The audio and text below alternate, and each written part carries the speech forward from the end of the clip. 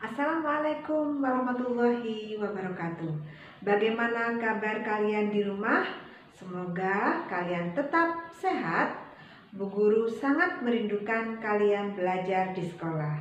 Yuk kita berdoa semoga pandemi ini segera berakhir agar kita bisa belajar sambil bermain di sekolah.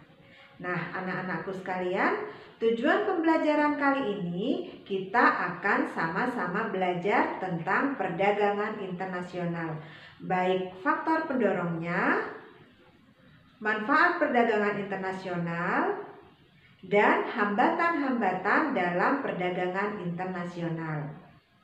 Harapan Bu Dia, semoga kalian selesai melihat video dari Bu Dia, kalian dapat mendeskripsikan pengertian perdagangan internasional, faktor pendorong perdagangan internasional, manfaat dan hambatan-hambatan dalam kegiatan perdagangan internasional. Yuk kita mulai. Apa sih perdagangan internasional itu?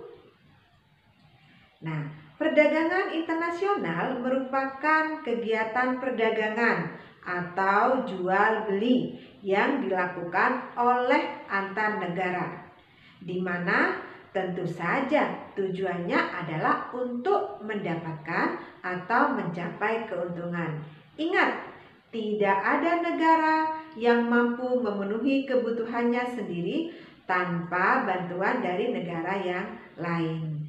Keadaan geografis, kekayaan alam yang dimiliki negara yang satu dengan negara yang lainnya tentu saja berbeda, sehingga barang yang dihasilkan antara negara satu dengan negara lainnya juga berbeda. Contoh, meski Amerika adalah negara superpower, tapi Amerika tidak mampu memenuhi kebutuhannya sendiri. Ada beberapa kebutuhan yang tentu saja didatangkan dari negara yang lain. Indonesia melakukan ekspor kopi ke negara-negara ASEAN. Nah, kita harus bangga sebagai warga Bondowoso, di mana Bondowoso adalah salah satu kota penghasil kopi terbaik. Contoh yang lain, Indonesia tidak mampu mencukupi kebutuhan kedelai, sehingga harus melakukan impor kedelai dari negara lain seperti Amerika Serikat. Nah, kalau faktor pendorong kira-kira apa saja ya? Sip, benar. Perbedaan kekayaan alam, perbedaan tingkat kualitas sumber daya manusia. Memiliki sumber daya manusia baik tapi tidak didukung oleh sumber daya alam yang memadai, maka ada peluang yang menjadi objek pertukaran adalah jasa dari sumber daya manusia yang berkualitas.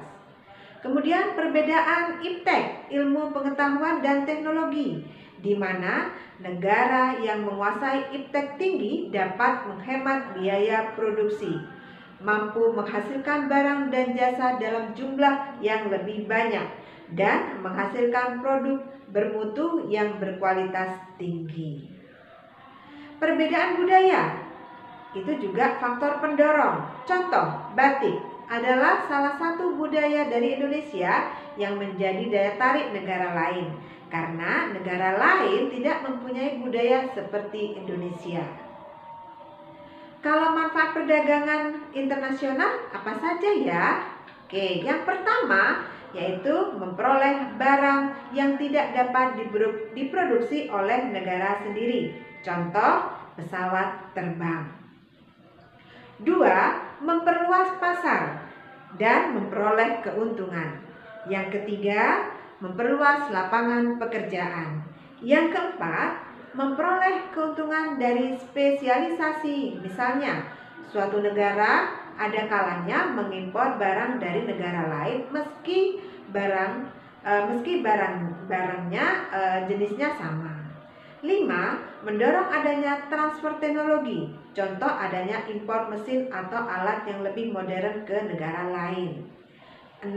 Memperluas konsumsi masyarakat. Sedangkan hambatan-hambatannya adalah sebagai berikut. 1. kebijakan proteksionisme, di mana kebijakan untuk melindungi industri dalam negeri. Kedua, prosedur perdagangan yang rumit. Tiga, produk yang tidak dapat memenuhi standar mutu. Di sini persyaratannya sangat ketat, sehingga banyak negara barangnya belum bisa masuk ke dalam perdagangan internasional. 4. Persaingan yang cukup ketat antar negara dalam memasuki pasar internasional. 5. Ketegangan di bidang politik dan militer. Hal ini akan mengganggu kegiatan perdagangan internasional. 6. Membatasi kuota ekspor impor. 7. Tarif pajak yang sangat tinggi. Demikian tadi materi yang dapat Budia sampaikan berkaitan dengan perdagangan internasional. Semoga dapat kalian pahami. Sebagai bahan evaluasi, silakan kalian simak deskripsi yang ada di link video ini. Budia akhiri, wassalamualaikum warahmatullahi wabarakatuh.